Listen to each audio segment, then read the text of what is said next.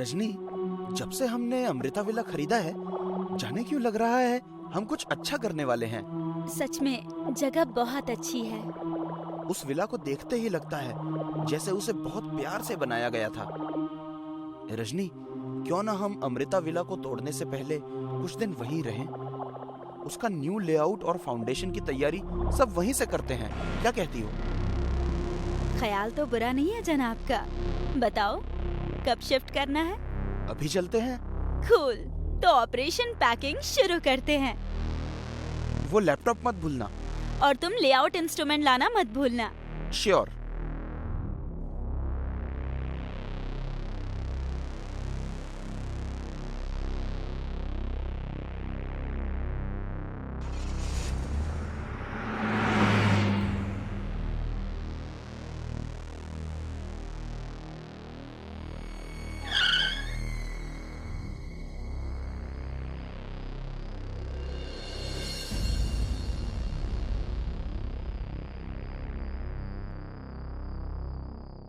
लगता है हमारी शिफ्टिंग से मौसम भी रोमांटिक हो गया है।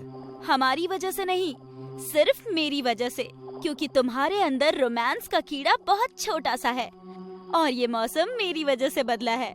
मैं रोमांस की क्वीन जो हूँ। नो फाइट विद बीवी, तुम जीती।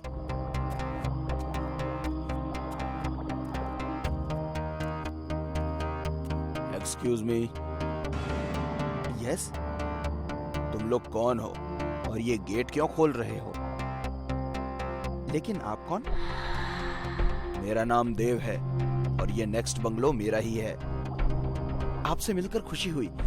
मेरा नाम निखिल है और ये मेरी wife Rajni. Glad to meet you. आपने मेरे सवाल का जवाब नहीं दिया। ओह हाँ, हमने ये जगह खरीद ली है। नहीं लेनी चाहिए थी। मतलब? इस विला पर भूत का साया है। क्या बकवास है, ये भूत वूत कुछ नहीं होता। देखिए मिस्टर, रात ज्यादा हो गई है, आप अपने घर जाइए। बाय। चलो निखिल। जिसकी मौत आती है वो इसी बंगलों में चला आता है। मूड ही खराब कर दिया बदतमीज ने। आई थिंक इस बंगलों को ये आदमी लेना चाहता होगा, लेकिन इसकी डील नहीं हो पाई होगी। इसीलिए ये आदमी हमारे साथ साइकोलॉजिकल गेम खेल रहा है कि हमारे मन में इस जगह को लेकर गलत बात बैठ जाए और छोटी से छोटी मिस्टेक्स को इसके साथ जोड़ दे और फाइनली इसे बेचकर यहाँ से निकल जाए। आई थिंक तुम सही बोल रहे हो। एनीवेज, अब सोते हैं। कल बहुत ज्यादा काम है, बहुत काम है कल का।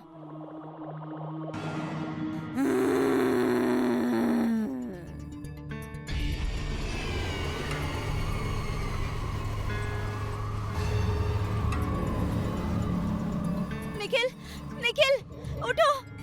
देखो क्या हो गया। उठो। क्या हो गया यार? आंखें खोलो और देखो। ये किसने किया? खिड़की दरवाजे सब खुले हैं। हमारा पूरा सामान बिखरा पड़ा है।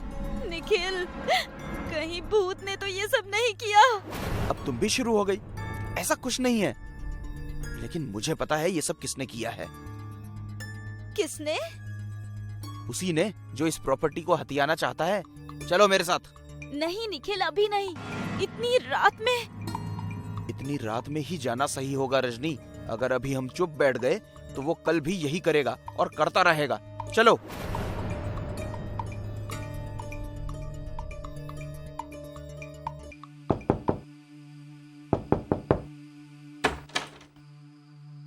तुम दोनों यहाँ। देखिए मिस्टर देव, अगर आपको लगता है कि आप हमें ऐसे डराकर भूतों की कहानी सुनाकर हमसे ये प्रॉपर्टी हथिया लेंगे तो ये आपकी गलत फहमी है। ये हमारा ड्रीम प्रोजेक्ट है मिस्टर देव, इससे दूर रहिए, अदरवाइज मुझे पुलिस बुलानी पड़ेगी।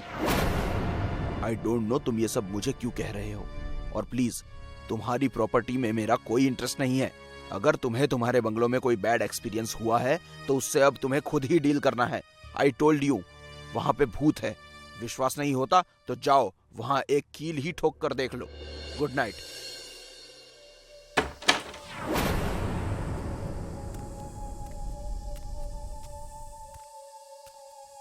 मेरी तो कुछ समझ में ही नहीं आ रहा। लेकिन मेरी समझ में आ रहा है। क्या करने वाले हो तुम?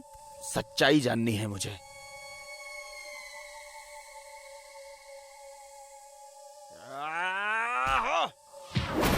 निखिल, तुम ठीक तो हो? निखिल! चले जाओ, घर छोड़कर चले जाओ।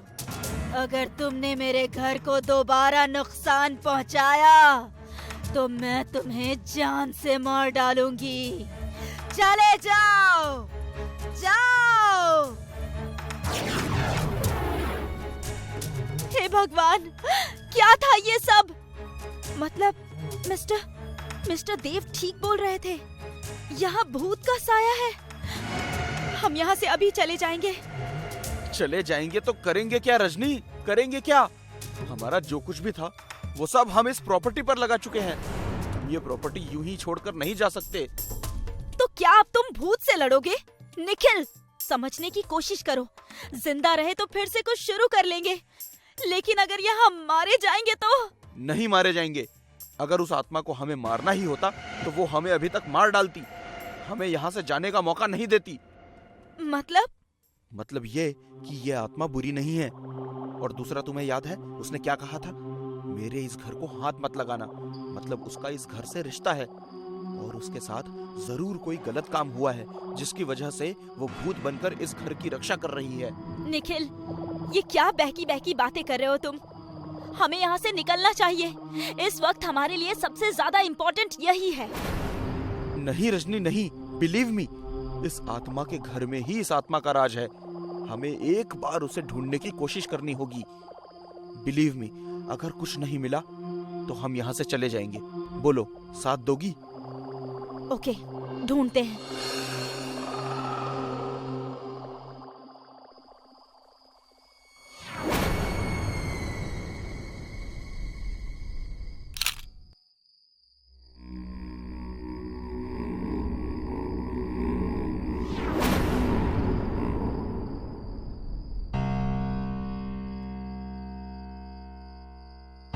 क्या करें?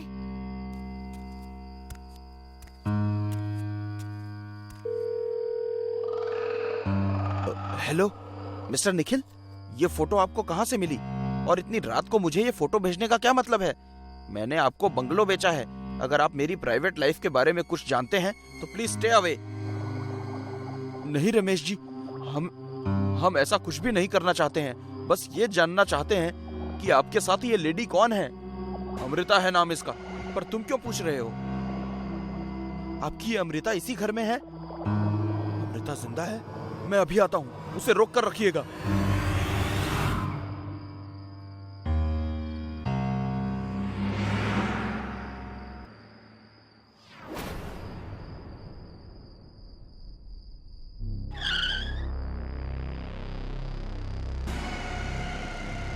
कहाँ है अमृता?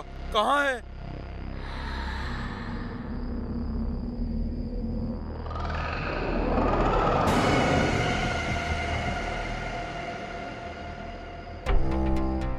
यहाँ हूँ मैं।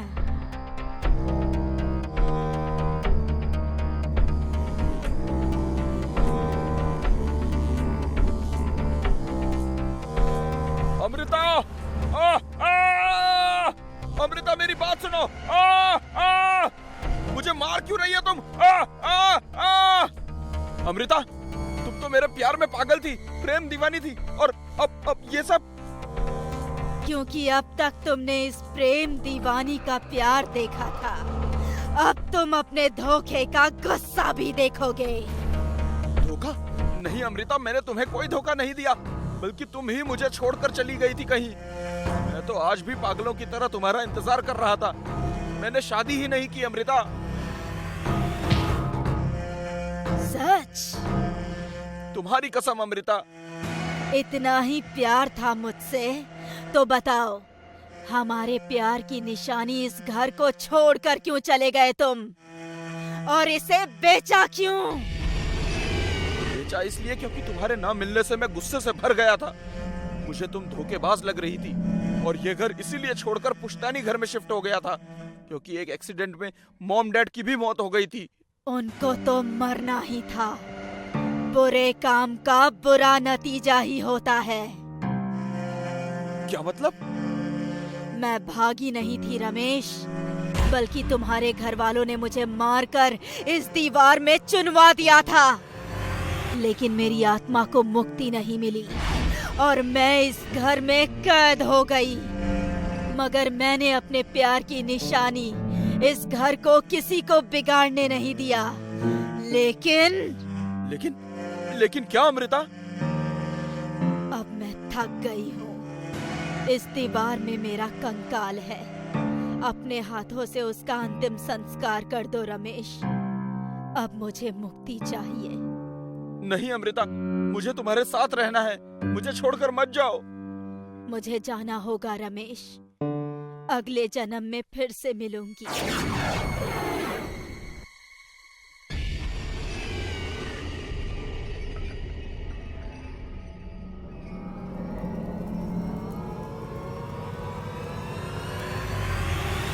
रमेश जी, आप चाहे तो ये घर वापस ले सकते हैं।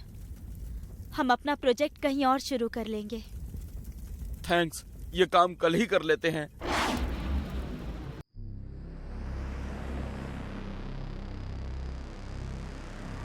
एक रात की बात है। आशा नाम की एक औरत कहीं से लौट रही थी। वो एक सुनसान मेट्रो स्टेशन में आई। ये मेट्रो स्टेशन इतना सुनसान क्यों है आज? बाप रे, बाप रे, इतनी गंदगी, ऊपर से अंधेरा अलग। पहली बार इस मेट्रो स्टेशन में आई हूँ, अगली बार नहीं आऊंगी। तभी आशा को कराहने की आवाज आती है। आशा वहीं रुक जाती है। ये क्या था? कौन है यहाँ? आशा पीछे देखती है तो उसके पास से एक परछाई गुजरती है। आशा डर जाती है। आशा की सांस फूलने लगती है। सांस फूलने की वजह से वो जोर से चिल्ला भी नहीं पाती है। बचाओ, बचाओ! आशा दिल की मरीज थी। थोड़ा सा भागकर वो रुक गई और उसकी सांसें फूल गई। तभी आशा के ऊपर 2-4 खून की बूंदें गिरती हैं। आशा ऊपर देखती है। 15-16 साल की एक लड़की ऊपर चल रही थी और उसका खून आशा के ऊपर टपक रहा था। डर के मारे आशा को दिल का दौरा पड़ गया और वही तड़पते तड़पते वो मर गई।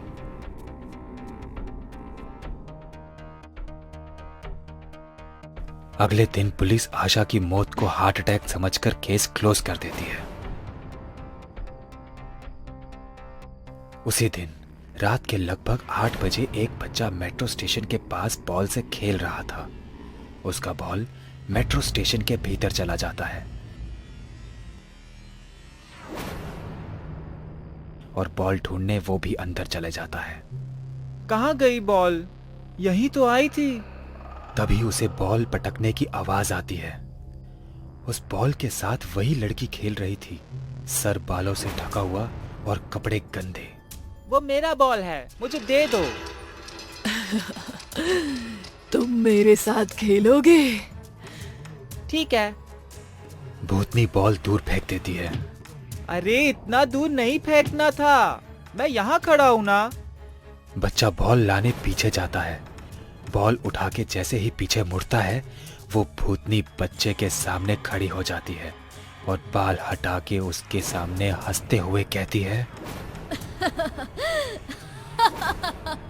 अब तू मेरे साथ यही खेलता रहेगा।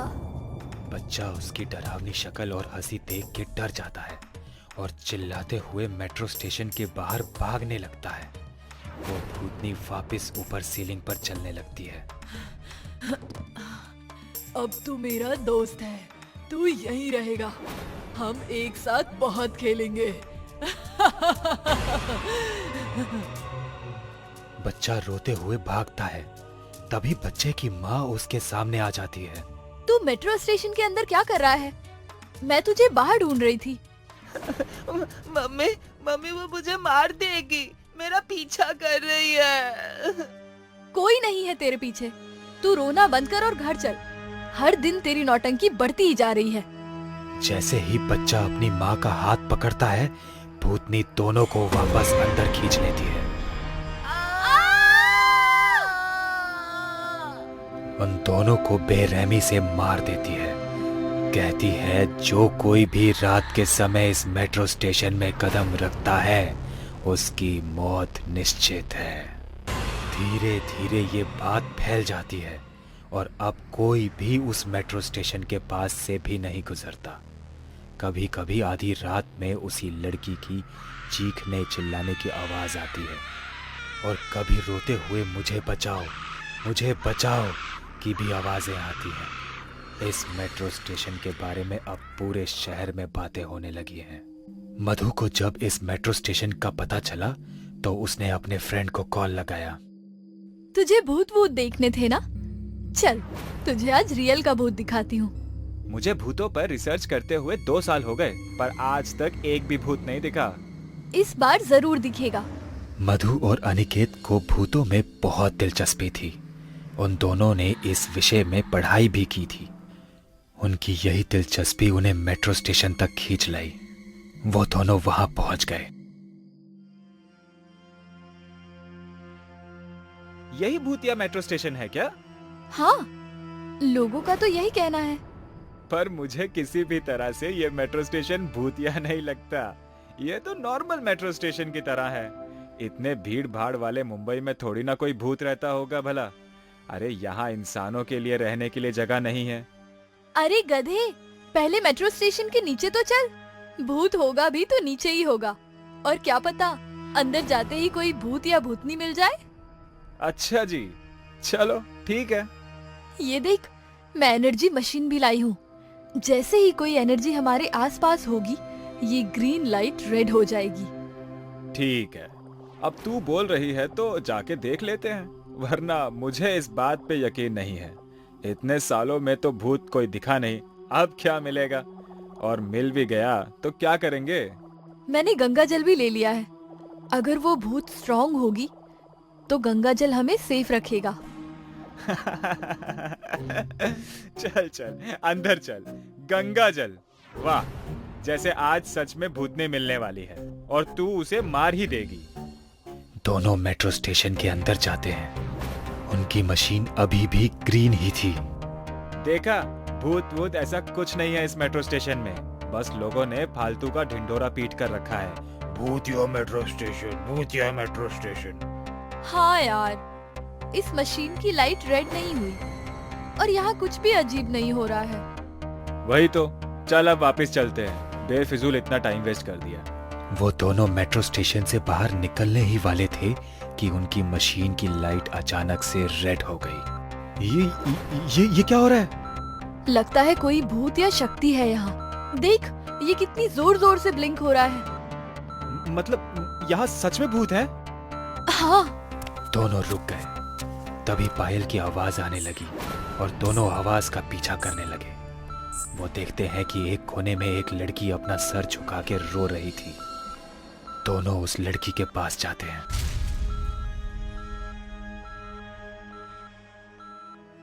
क्या हुआ? तुम रो क्यों रही हो? और इतनी रात को यहाँ क्या कर रही हो? कौन हो तुम? अरे यहाँ से निकलो, तुम्हारी जान को खतरा है। अनिकेत, वही भूत है, भाग!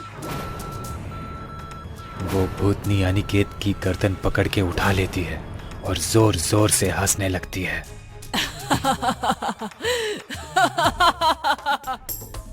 मधु अनिकेत को छुड़ाने की कोशिश करती है, पर वो भूतनी मधु को भी धक्का दे देती है। अनिकेत का मुंह लाल हो जाता है। धीरे धीरे अनिकेत की आंखें बंद होने लगी हैं। तभी मधु जल्दी से गंगा जल निकालती है और भूतनी के ऊपर छिड़कती है। गंगा जल से भूतनी जलने लगती है और अनिकेत को छोड़ देती है।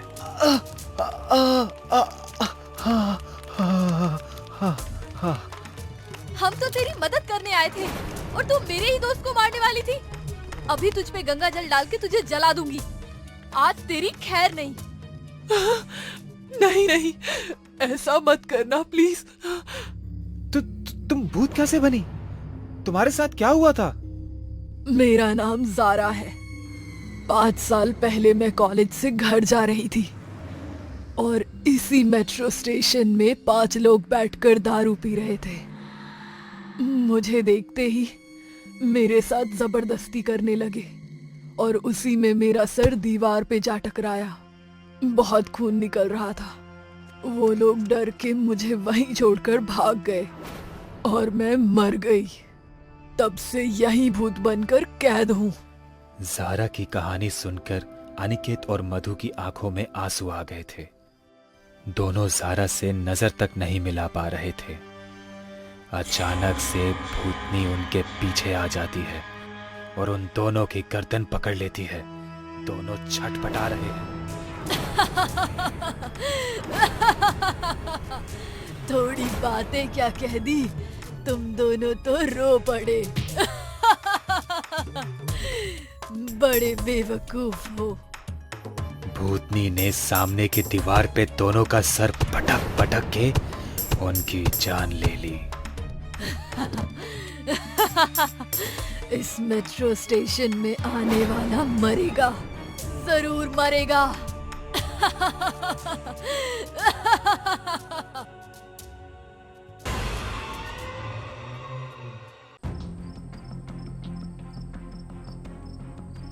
रात के करीबन 3 बज रहे थे। यश अपने कमरे में बेखबर सोया हुआ था। तभी अचानक किसी बुरे सपने से उसकी आंख खुल गई तो पूरे कमरे में धुंध ही धुंध नजर आने लगी। उसे सांस लेने में दिक्कत होने लगी। कमरे में घबराहट और बेचैनी इस कदर बढ़ गया कि वो उठकर अपनी बालकनी में चला गया और सिगरेट पीने लगा। तभी उसका फोन बजने लगा और वो वापस अपने कमरे में आया। कमरे का तापमान बहुत ही कम था। उसने एसी की ओर देखा तो वो भी बंद था। मुंबई के उसूम वाले माहौल में बिना एसी के कमरा इतना ठंडा कैसे हो रहा है, वो ये सोच ही रहा था कि उसका फोन दोबारा बजने लगा। फोन उसके पापा का था। बेटा, जितनी जल्दी हो सके आ जाओ, तुम्हारी माँ हमें छोड़कर चली गई। यश के हाथों से फोन जमीन पर गिर गया। उसे समझ ही नहीं आया कि पापा ने जो कुछ भी कहा वो सच है या सपना।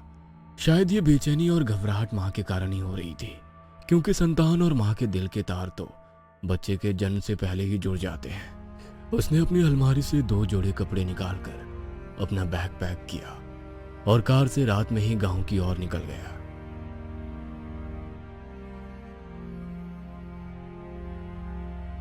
जब वो घर पहुंचा तो सुबह हो चुकी थी।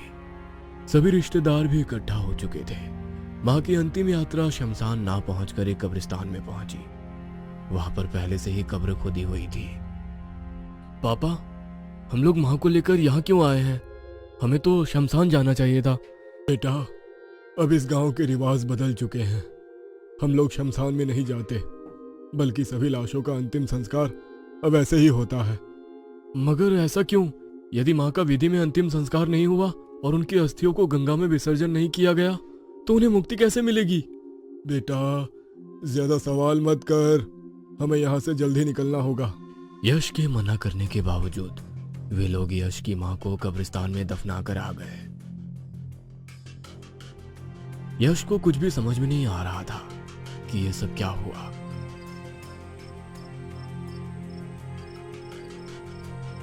रात को उसे नींद नहीं आ रही थी। रह रहकर उसे अपनी माँ की शक्ल नजर आ रही थी। तभी वो अपना ध्यान परिवर्तित करने के लिए रात में गांव की गलियों में घूमने लगा। तभी उसे पायल की आवाज आने लगी। उसने उस आवाज की तरफ घूमकर देखा तो वहां पर कोई नहीं था। आवाज धीरे धीरे तेज हो रही थी। ऐसा लग रहा था मानो कोई दबे कदम उसकी तरफ ही बढ़ रहा था। अचानक उसे तेज धक्का लगा और वो जमीन पर गिर गया। और फिर जैसे ही वो उठा, किसी ने जमीन से उसे 4 फीट ऊपर उछाल दिया और वो फिर जमीन पर गिर गया। वो आसपास देखने लगा मगर कोई भी नजर नहीं आया। दर्द से कर्राता हुआ वो उठा और इस हादसे के बाद यश की सोचने समझने की शक्ति कम होने लगी थी। उसे समझ नहीं आ रहा था कि उसके साथ ये क्या हो रहा है। वह घर जाकर चुपचाप सो गया। उसके पिता जो वहीं पर सो रहे थे उन्होंने एक बार उसकी तरफ देखा मगर कुछ नहीं कहा। यश बिस्तर पर सारी रात सोचता रहा कि अभी जो कुछ भी हुआ उसके पीछे क्या वजह हो सकती है। सारी रात उसे नींद नहीं आई। सुबह थोड़ी देर नींद लगी ही थी कि मंदिर में होने वाली आरती की आवाज उसके कानों में पड़ी। वह तुरंत अपने बिस्तर से उठा और नहाकर सीधे मंदिर पहुंच गया। मंदिर में होने वाली आरती में शामिल होकर कुछ देर उसके मन को बहुत सुकून मिला। ऐसा लगा मानो रात की सारी परेशानियां और थकान उसके जहन से उतरती जा रही थी। पंडित जी उसे आरती देने लगे तो उसकी शक्ल देखकर कुछ पल के लिए खामोश हो गए और फिर उसके सर पर हाथ रखकर बोले, बेटा, आने वाले 10 दिन तुम्हारी जिंदगी में बहुत भारी है। तुमने कल जो गलती की है वो उस कारण वापस लौट कर आ जाएगी। मैंने कौन सी गलती की है? कौन लौट कर आ जाएगा? आप साफ साफ बताइए। कुछ अघोरी और ओझाओं के प्रभाव में आकर इस गांव के लोग अपनी संस्कृति और सभ्यता को भूल रहे हैं और पश्चिम संस्कृति को अपनाकर अपने लोगों का अंतिम संस्कार कर रहे हैं। उन्हें ऐसा लग रहा है कि ऐसा करने से उनके घर के सदस्य वापस लौट कर आ जाएंगे, मगर उन्हें नहीं पता कि इस गांव पर बहुत बड़ी विपदा होने वाली है और कल इसकी शुरुआत हो चुकी है। हो सके तो अपनी मां का अंतिम संस्कार कर उनकी आत्मा की शांति की प्रार्थना करना। हरि ओम। पंडित जी की बात सुनकर यश ने मन बना लिया था कि आज वो अपनी मां का अंतिम संस्कार करके रहेगा। इस बारे में अपने पापा से बात करने के लिए वो घर लौट आया, मगर घर पर कोई नहीं था। उसने अपने पापा को फोन लगाया तो फोन नॉट रीचेबल था। वो खुद ही घर से फावड़ा लेकर अपनी मां की लाश को कब्र से निकालने के लिए कब्रिस्तान पहुंच गया। वहां का नजारा देखकर हैरान रह गया। उसकी मां की लाश कब्र से बाहर निकली हुई थी और उसके पिता कुछ तांत्रिकों के साथ मिलकर किसी तंत्र क्रिया को अंजाम दे रहे थे। उल्लू और चमगादड़ वहां पर बहने की आवाज निकाल रहे थे। आसमान से खून की बारिश होने लगी। यह दृश्य देखकर यश की हिम्मत जवाब दे गई, मगर वहां मौजूद दूसरे सभी लोगों के चेहरे पर चमक थी। तभी उस लाश ने अपनी आंखें खोल दी और उठकर बैठ गई। अपनी मां को जिंदा देखकर यश थोड़ा हैरान भी था और परेशान भी कि यह कैसे संभव है। पूरी प्रक्रिया यश के लिए एक राज थी, मगर यश के पिता इस बात से अनजान थे कि तांत्रिकों ने उसकी मां के शरीर में एक शैतानी रूह का वास किया है। उसकी मां नहीं बल्कि एक शैतान बन चुकी थी। उसने अपनी लाल आंखों से यश की तरफ देखा। यश जिस पेड़ के पीछे छिपा था वह पेड़ जलकर राख हो गया। यश अब सबके सामने मौजूद था। हम तो सोच रहे थे केवल एक इंसान को ही मारकर यहाँ पर दफनाना होगा, मगर हमारी इस क्रिया के 2 गवाह हो गए हैं। इन दोनों को पकड़ो और यहीं पर जिंदा दफना दो। तांत्रिक के कहने पर वहां मौजूद 4 लोग उठे और यश और उसके पापा को पकड़ लिए। यह सब क्या है? और यदि मेरी मां सच में जिंदा हो गई है तो तुमने हमें क्यों पकड़ रखा है? मरकर कभी कोई जिंदा हुआ है क्या? जो अब होगा वो तो हमारा फैलाया हुआ भ्रम था जिसमें तुम सब लोग फंस गए। कई लाश यहाँ पर दफन हुई, मगर किसी के भी शरीर में शैतान दाखिल नहीं हो पा रहा था। वो सब लाशें हमारे लिए बेकार थी, मगर हमारे पिछले 5 सालों की मेहनत रंग लाई। आज देखो, शैतान जिंदा हो गया। कहते हुए वो तांत्रिक जोर जोर से हंसने लगा। अब बस 2 दिन और उसके बाद इस दुनिया पर शैतान का साम्राज्य होगा। कहते हुए उस तांत्रिक ने उन दोनों के सर पर वार किया। उन दोनों को वहां गड्ढे में दफना दिया। यश के पिता की तो उसी वक्त मौत हो गई थी, मगर यश जिंदा था। उन लोगों ने उसे जिंदा ही दफना दिया और वहां से चले गए। उन लोगों के जाने के बाद मंदिर के पुजारी ने तुरंत वहां गड्ढा खोदकर यश को बाहर निकाला और अपने साथ मंदिर में ले आए। अगले दिन जब यश को होश आया तो उसकी आंखें नम थी। मां के साथ साथ उसने पिता को भी खो दिया था। बेटा, तुम्हें उन लोगों से अपनी मां के शव को हर हाल में प्राप्त करना होगा और उसका अंतिम संस्कार ही इस पूरी समस्या का हल है। मगर तुम जितना सोच रहे हो वो उतना आसान नहीं है। वो लोग इस वक्त साधना में होंगे। यही वक्त है जब तुम अपनी मां के शव को हासिल कर सकते हो। येलो रुद्राक्ष की माला और पवित्र त्रिशूल, ये तुम्हारी हर मुसीबत में रक्षा करेगा। पुजारी के कहने पर यश मां दुर्गा को प्रणाम करके कब्रिस्तान की ओर निकल गया। वहां देखा तो उन लोग उसकी मां की शव को बीच में रखकर कुछ विशेष अनुष्ठान कर रहे थे। जैसे ही उन लोगों को यश के वहां होने का एहसास हुआ, उन्होंने आहुति में खून डाला। आसमान से पत्थरों की बरसात होने लगी। वे पत्थर यश के ऊपर गिर रहे थे। पत्थरों की बरसात से यश घायल होने लगा था, मगर उसे अपनी मां को शैतान बनने से बचाना था, इसलिए वो आगे बढ़ता रहा। उल्लू और चमगादड़ तेजी से चीख रहे थे। आंधी के झोंके के साथ मिट्टी उड़कर उसकी आंखों में जा रही थी। दूसरी तरफ तांत्रिक अपनी साधना में लीन थे। तभी यश भगवान का नाम लेने लगा और आगे बढ़ने लगा। जैसे जैसे वो आगे बढ़ रहा था, उसने वहां मौजूद अपनी मां के शव को तुरंत रुद्राक्ष की माला पहनाई और मुख्य तांत्रिक पर त्रिशूल से वार कर दिया। जैसे ही उस त्रिशूल से वार किया, यश की मां के गले में रुद्राक्ष की माला होने के कारण बुरी तरह से तड़प रही थी। यश ने उस त्रिशूल को लिया और अपनी मां के सीने में भी डाल दिया। उसकी मां के शरीर से भी एक काला धुआं बाहर निकला और पूरे कब्रिस्तान में जो हलचल मची हुई थी खामोश हो गई। तांत्रिक के सहयोगी डर से वहां से भाग गए। तब तक पुजारी और दूसरे गांव के लोग वहां पर आ गए थे। पुजारी ने सभी लोगों को हकीकत बताई। तब गांव के सभी लोगों ने मिलकर यश की मां का और तांत्रिक की लाश का भी अंतिम संस्कार किया। हमारे कई वेद और शास्त्र में इंसान को पूजनीय देने का तरीका है, मगर कुछ राज को राज रहने दिया जाए तो सही रहता है।